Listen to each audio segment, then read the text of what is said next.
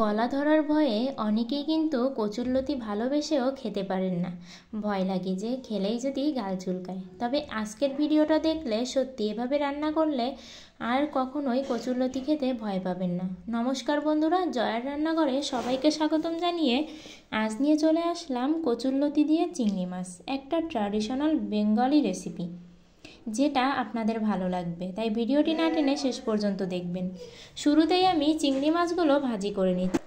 এবার আমি সেই তেলের ভিতরে পেঁয়াজ বাটাটা দিয়ে নেব। আর পেঁয়াজটা কিন্তু আমি আধা আধা বেটেছিলাম, পুরোপুরি পেস্ট করবেন না। আর এবার পেঁয়াজটা একটু ভাজি হতে আমি এর ভিতরে রসুন বাটা আর দিয়ে দেব লঙ্কা বাটা দিয়ে আমি এটাকে নেড়ে চেড়ে এর ভিতর দিয়ে দেব জিরা বাটা। আর এভাবে আমি মশলাটাকে একটু ভাজি করে এর ভিতরে দেব পরিমাণ মতো লবণ আর দেব পরিমাণ মতো হলুদ লবণ দিয়ে 1-2 মিনিট ভাজি করেই কিছুটা পরিমাণে জল দিয়ে মশলাটাকে কষিয়ে নেব। আর এই প্রসেসে যদি আপনারা রান্না করেন তাহলে কচুরলতিতে গলাই ধরবে না। এবার মশলাটা কষিয়ে এর ভিতরে চেরা কাঁচা লঙ্কা দিয়ে আমি লতিগুলো দিয়ে দিলাম, দিয়ে একটু নেড়ে চেড়ে নেব। আর একটা কথা, লতি সবসময়ই তাজা খাওয়ার চেষ্টা করবেন। ঘরে যদি লতি রেখে দেন তাহলে কিন্তু সেটাতে গাল চুলকানোর সম্ভাবনা একটু বেশিই থাকে। আর একটা জিনিস খেয়াল করবেন, লতির থেকে যখন আঁশটা ছাড়াবেন তখন যেন লতির গায়ে কোনো আঁশ না থাকে, দেখবেন আর গলাই ধরবে না। আর এভাবে আমি ঢাকনা দিয়ে ঢেকে রেখে আবার ঢাকনাটা উঠিয়ে নিলাম। দেখুন, এভাবে ঢাকনা দিয়ে ঢেকে দিলে কিন্তু লতিগুলো এমনিতেই সেদ্ধ হয়ে যাবে। আর এভাবে আমি মশলার সঙ্গে লতিগুলোকে কষিয়ে নেব। কিছুটা সময় কষিয়ে যখন মশলাটা লেগে আসবে তখন আমি পরিমাণ মতো জল দিয়ে নেব। আর আপনারা অল্প পরিমাণেই জল দিবেন, অল্প ঝোলেই রান্না করবেন, এক প্রকার মাখা করে।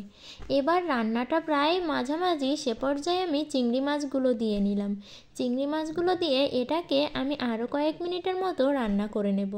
আর লতিটা সবসময় এভাবে কষিয়ে রান্না করবেন। আর এভাবে রান্না করে খেয়ে আমাকে অবশ্যই বলবেন। যদি গলা ধরে তাহলে আমাকে অবশ্যই কমেন্টে জানিয়ে যাবেন। তবে আমি এই প্রসেসে রান্না করে আমার কিন্তু একদমই গলা ধরিনি। আর দেখুন, আমি এরকম ঝোলেই এটাকে নামিয়ে নেব। কালারটা যতটা সুন্দর এসেছে এটা খেতে তার থেকেও বেশি সুন্দর। আর একটু ফোঁটা গলা ধরিনি। তাই অবশ্যই আপনাদেরকে অনুরোধ করব, আমার এই রেসিপিটি দেখে একবার বাড়িতে এভাবে বানিয়ে খাবেন। আর যদি গলা ধরে তাহলে অবশ্যই কমেন্ট করবেন। আর গলা না ধরলেও কিন্তু আমাকে কমেন্ট করে জানিয়ে যাবেন। আমার এই ভিডিওটি যদি ভালো লেগে থাকে অবশ্যই লাইক করবেন আর কমেন্ট করবেন। আর আমার চ্যানেলটি সাবস্ক্রাইব করে পাশের ঘন্টাটি বাজিয়ে অল অপশানে সেট দিয়ে রাখবেন। আর সবাই আমার নতুন চ্যানেলটিকে সাপোর্ট করবেন। কালারটা দেখেই কিন্তু বোঝা যাচ্ছে কতটা সুস্বাদু খেতে।